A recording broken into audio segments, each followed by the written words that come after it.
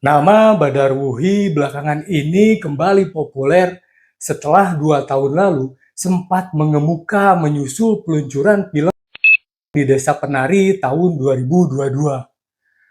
Badarwuhi yang juga diangkat menjadi film ini sejatinya mirip dengan film di Desa Penari. Pasalnya, kedua film ini mengisahkan tentang orang yang memiliki hajat tertentu, sehingga harus mendatangi Desa Penari. Namun dalam upaya tersebut, mereka justru menjadi korban teror dari Badarwuhi. Lantas siapa sebenarnya Badarwuhi? Oke Urbaner, what's up? Semoga sehat dan sukses selalu. Masih bersama saya Mang Oboy, yang pada kesempatan kali ini akan membahas tentang kisah misteri Badarwuhi.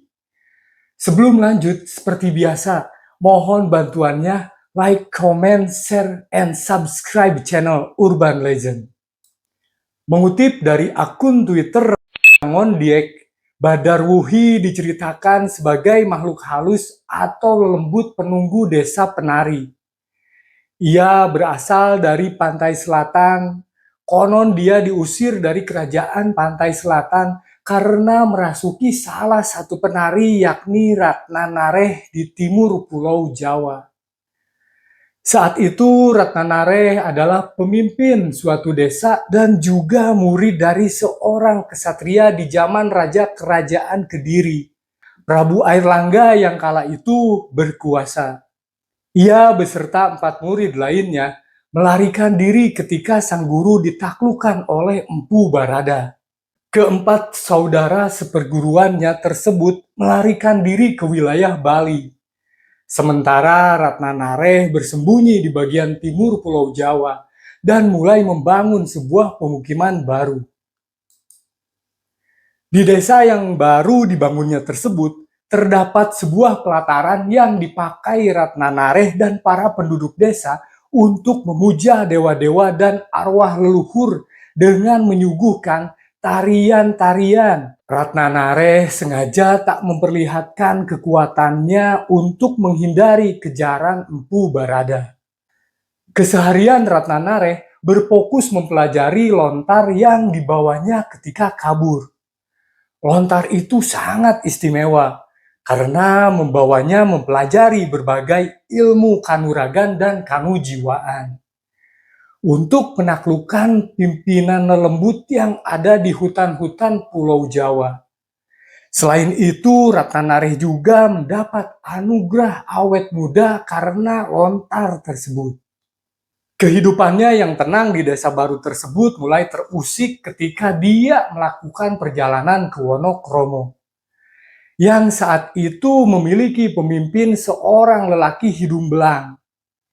Melihat kecantikan Ratnanareh, sang pemimpin Wonokromo tertarik dan menawarkan untuk menginap semalam. Tanpa curiga, Ratnanareh pun menerimanya. Namun hal tersebut justru menjadi petaka. Pada malam hari ketika dirinya tertidur, pemimpin desa tersebut dan 2 anak buahnya berusaha melakukan perbuatan yang tak senonoh. Nahas mereka bertiga kemudian terpental dan mati karena kesaktian yang dimiliki oleh Ratnanareh. Setelah sang pemimpin Wonokromo meninggal, Ratnanareh pun dinobatkan sebagai penerus dan desa yang dipimpinnya tersebut konon adalah gerbang gaib menuju pantai utara. Di sana terdapat sebuah kolam air atau disebut sendang yang dipercaya sebagai tempat persinggahan Ratu Pantai Selatan. Pemimpin kerajaan selatan yang memiliki hubungan baik dengan kerajaan utara laut Pulau Jawa. Ketika Ratu Pantai Selatan kembali ke kerajaannya, sendang tersebut dijaga oleh beberapa panglima dan kesatria Pantai Selatan untuk menjaga kemurnian airnya. Konon di desa yang ditempati Ratnanareh, penduduknya dilarang menari diiringi alunan gamelan. Namun Ratnanareh yang diliputi kesombongan melanggar pantangan adat tersebut dan menantang semua penghuni hutan Daha, termasuk para penghuni penjaga sendang. Karena merasa tertantang, para makhluk gaib pun berdatangan dan menyerang Ratnanare serta penduduk yang tak berdosa di sana hingga musnah. Kala itu, salah satu penjaga sendang Ratu Pantai Selatan di desa tersebut merasuki tubuh penari yang ada di sana. Namun rupanya sang penjaga sendang yang merasuki tubuh penari tak mau keluar. Karena pembangkangannya tersebut, Ratu Pantai Selatan pun melucuti sebagian kekuatan dari utusannya tersebut dan tak lagi menganggapnya sebagai pengikut. Semenjak itu, sosok yang merasuki tubuh penari di desa itu mulai berkelana tanpa tujuan. Namun dengan tetap mengenakan atribut selayaknya pengikut Ratu Pantai Selatan. Hingga pada akhirnya dirinya menemukan tempat yang nyaman di sebuah wilayah di mana Nur dan kawan-kawannya menjalankan program KKN dan kini dikenal dengan nama Badarwuhi. Badarwuhi digambarkan sebagai sosok siluman yang sangat rupawan dengan kemahirannya berlenggak-lenggok sebagai penari. Badarwuhi juga diceritakan sebagai sosok siluman ular yang cantik jelita dan suka menggoda pria. Menurut sejarawan dan supranatural dari kisah Tanah Jawa, keberadaan desa penari memang benar adanya. Akan tetapi, aktivitas di desa tersebut tidak bisa disaksikan dengan mata telanjang.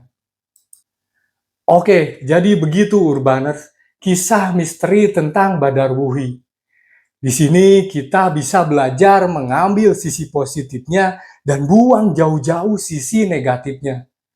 Semoga kita bisa lebih mendekatkan diri dengan Yang Maha Kuasa. Terima kasih buat Urbaners yang telah menonton dari awal sampai habis. Akhir kata, saya Mang Oboy. Sampai ketemu lagi di kisah horor berikutnya. Adios, amigos, permios.